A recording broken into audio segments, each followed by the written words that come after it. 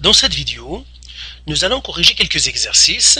Donc on va regarder l'exercice de la page 131, ai-je bien compris, A et B. Donc page 131, donc intersection volume A. Et bien là, qu'est-ce qu'il nous demande?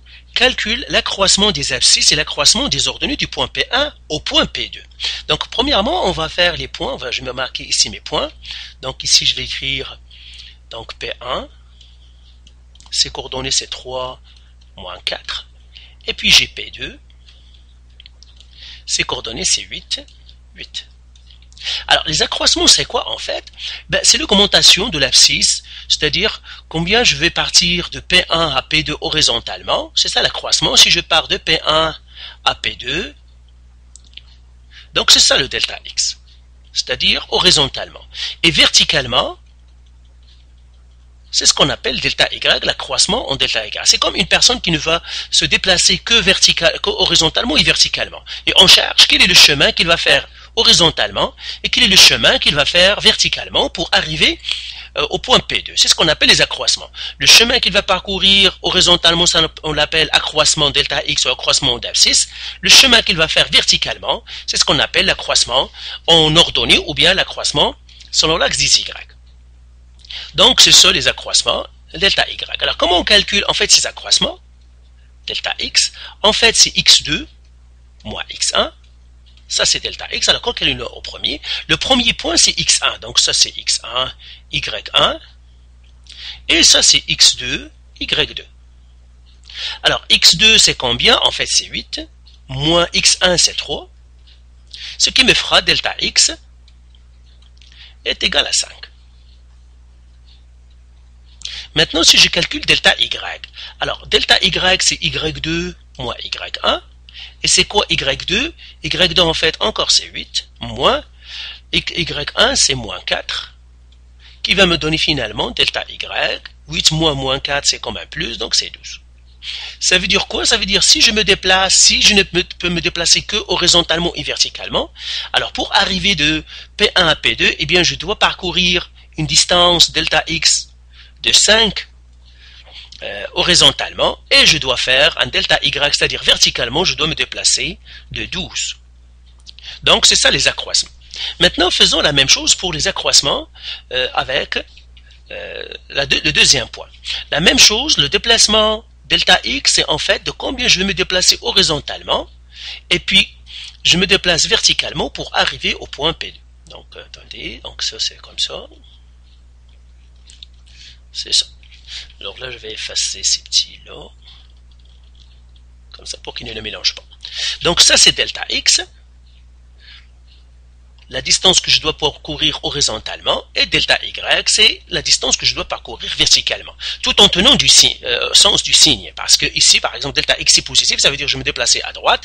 Ici, par exemple, je m'attends à ce que delta X soit négatif. Pourquoi? Parce que je vais me déplacer vers la gauche. Donc là, je vais écrire encore mes points. P1, c'est 6, moins 4.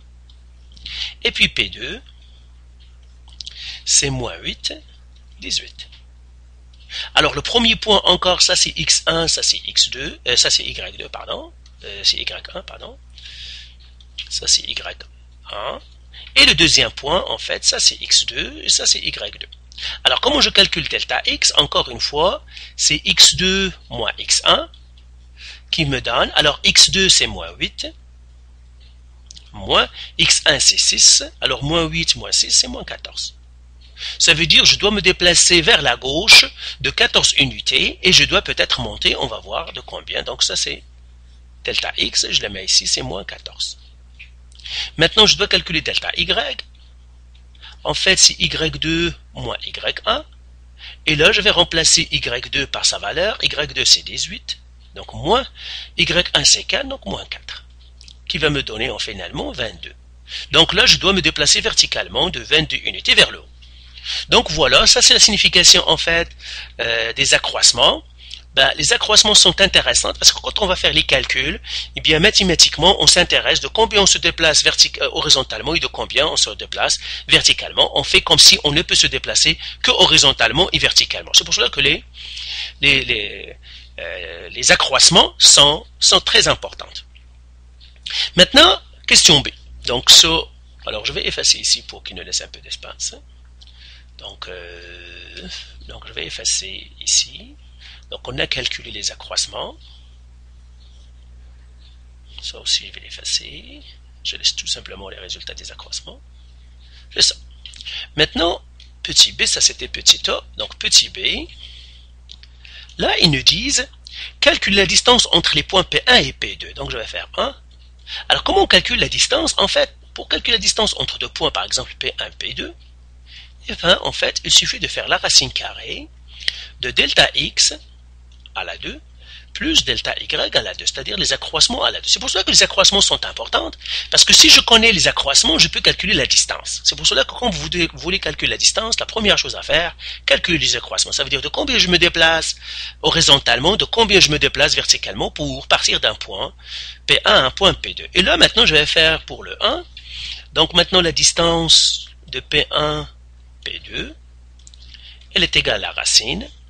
Les accroissements, j'avais calculé 5, donc je ferai 5 à la 2, delta x, plus delta y, c'est 12, donc 12 à la 2, qui finalement me donnera celui-là, si je fais le calcul, c'est 169, et la racine de 169, c'est 13.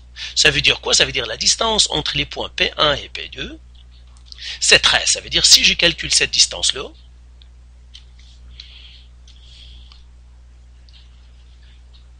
alors je vais la faire en double, tout simplement pour qu'on la voit.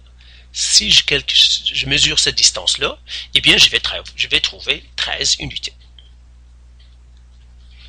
Alors maintenant, faisons pour la 2. La même chose, la distance, on va le calculer. Donc la distance entre P1 et P2, elle est égale à la racine de delta x à la 2. Delta x à la 2, maintenant c'est moins 14 à la 2, plus delta y à la 2, c'est 22 à la 2. Prenez l'habitude de faire les parenthèses pour ne pas vous tromper, parce que c'est moins 14 tout ça à la 2, 22 à la 2, donc prenez l'habitude de faire ça. Alors si je fais les calculs, je donne ça à la calculatrice, il va me donner 26,08 unités. Ça veut dire quoi? Ça veut dire si je fais la distance entre ces deux points, ici, et bien celle-là, je vais trouver en fin de compte, cette distance-là, je vais trouver que c'est 26,08 unités. Donc les accroissements me permettent de calculer la distance facilement si j'ai les coordonnées d'un point. Donc voilà pour cette vidéo. Donc ça vous a montré un petit peu l'intérêt et comment on calcule les accroissements. Faites les exercices, les autres exercices du site. Et si vous avez des questions encore, vous pouvez nous contacter.